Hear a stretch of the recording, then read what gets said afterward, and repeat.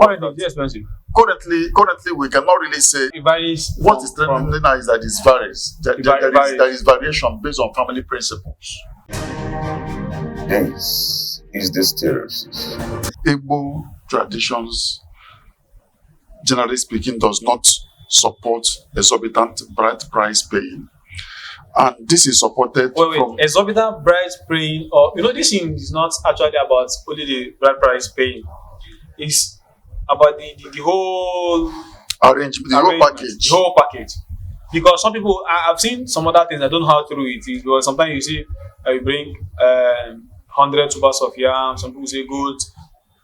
I heard there's a part of people that where you keep cows, something like that.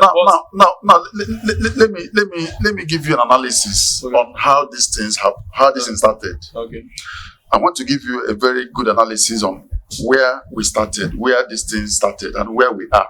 Okay. Now, there was a very beautiful documentary, that was from Dr. Ife. This man said that from the time immemorial, that there was nothing like bride price in Igbo land.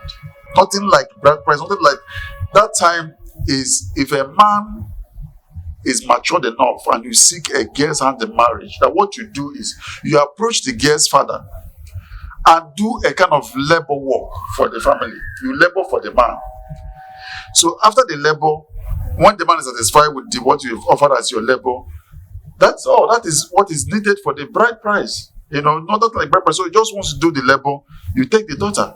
Then it was after the white man came that we now started something like a token, like a bride price. When the white man came. So when the white man came, the first bride price that Igbos were paying then, when the white men were here, was £2, 10 shillings. That was what we Igbos were paying, even when the white man were here. £2, 10 shillings. So they kept on paying that until around 1940s. The war ended in 1945. Second World War ended in 1945. Okay. So at the end of the Second World War, there was a transition. The transition in the sense that there were soldiers that were involved as mercenaries during the Second World War. Then those soldiers after the war were discharged. When they were discharged, they made some money. They came in with some pounds. Yes. So when they came back, they came in with some money. So when they came in, the entire synthesis changed. The entire arrangement changed. Throwing money at so they were now throwing money. At any so of the now the conservative bachelors who were here didn't go to war. They were still just living with their £2, 10 shillings. Why these guys will come and throw £50? And the families, they just from nowhere wins the. Yes, they win the girls. Especially the families' heart, because most families now started making fortunes out of their daughter. Yes. Because of the so now marrying a soldier then becomes an elitist craving. Everybody now wants to have a daughter married to a soldier because something will definitely come out. So this thing kept on increasing until it got to like £100. Are you getting me? Yeah. And they were paying. It got to up to £100. People were paying. So now this thing continued that way until the Biafran War. When the Biafran War came, so there were destabilization, there were crises. I get what I'm saying. So everything went on the board because there were hunger, there were so many things. So at that time, there were no clear record of what nobody was marrying on during the war because everybody was struggling to eat. So nobody was talking of having a kind of so everybody was in a state of crisis, both mentally and otherwise. So it was after the war ended in 1970. Then in 70s, within 71, 72, 73, during the Gowon era, Gowon was still in power. Then we had oil boom. The oil boom came. But they had money they could not spend. The oil boom came. When the oil boom came, it brought about increase in salaries of civil servants. That increase in salaries of civil servants also brought about the increase in bride price. Because the civil servants were ready to pay more. Okay. So, and then since the soldiers were already paying more. Exactly. The soldiers, the soldiers issue has ended because they're done with their money. most By of now, them, most of them will be retired. yes, The money has most of the finished. most of the soldiers have finished the No, money. it was now the time for civil servants to That is, actually it enjoy was the era of the civil servant to enjoy. Okay. So there were competition within this period. Okay. The illiterate traders then, who have made fortunes out of their trade, because after the war there were trade boom also. People were making sales, especially in foodstuffs and commodity goods and all that. So, and all this palm oil and all that. So there were serious businesses going on. So those illiterate traders were making money, and they wanted to marry graduates, girls that are graduates, and these girls that are graduates were exclusive reserved for civil servants who are also graduates. Oh. I get what I'm saying. So now there was a struggle between the illiterate traders and the graduate and civil servants. So the illiterate traders said they want to break the barrier. They want to marry either a graduate of NCE, because that was the popular graduate, NCS, and also a professional nurse. Okay. You know, the people they call those days, those that were trained in the hospital. The hospital, yes. Yes, nurses trained in the hospital. Yeah. Most of them were trained by the white men. Like incidentally, my mother was one of them. Okay. They were one of those that were trained by the whites. Then, and they worked in the hospital. They worked in the hospital. Okay. You know, my mother worked in Omunko then, in Omunko General Hospital. That was where the white men were. Okay. So my mother was one of those that worked in Omunko General Hospital. So that's actually where the rent price started increasing. Exactly. Within this there was that kind of competition. There was that and competition. actually, you see, the parents will also, you see, this kind of thing now, it created competition in the business. Exactly. And the parents wouldn't want to make a little bit fortune out of this thing. Exactly. The war has ended. A lot of people were broke. The financial crisis, and at least your daughter had more potential. So you could see where the business started creeping in. And people were willing to pay. Now, do you know what happened? No. These illiterate traders, they went as far as buy a car for the father of the bride, even sponsoring the kids and kin to school. That's where all these things started. That is where the problem. So they wanted to do anything possible to break even, because then there were girls that were going to school. Then after the war, there were girls that were going to school, and most of them, the societal structure made them available for jobs. There were jobs then. Once you go to school, then there is job for you, and you automatically become a middle class. And they were expected to marry middle class. A middle class to upgrade their status as a illiterate. So they want to upgrade. They want to upgrade. So at least waiting for the teachers to come and marry them, and then that was when you had the Peacock. There was the Peacock International Band. Okay. There was a place you hear, one of the song.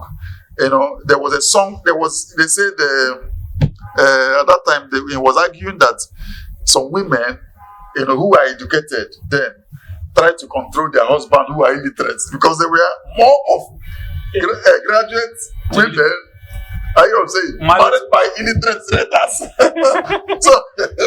so in most cases, they try to control their husband. Okay. And in that song, he said, that Ofodo now do go back. Are you know what I'm saying? Yes,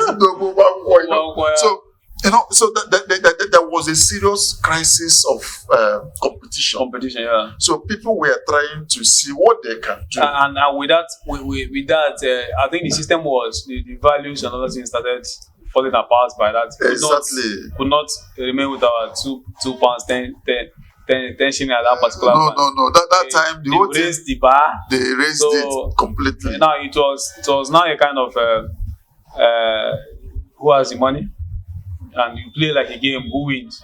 Yes. I think you're making a very good point, because this is where all this taking care of your father-in-law started from, their family and all those kind of things. Exactly.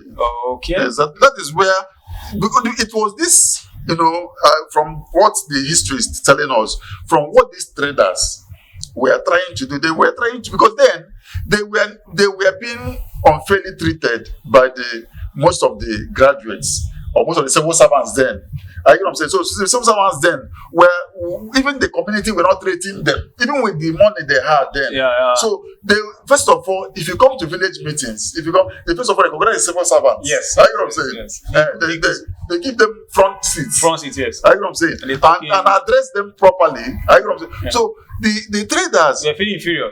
were feeling bad. So they wanted to break even into the system Yeah. by getting somebody who is also educated, somebody who is a graduate, so that they will now say this man is married to the wife is this. So Actually, it wasn't like this from the beginning. It wasn't like this. But generally, will you say it's expensive?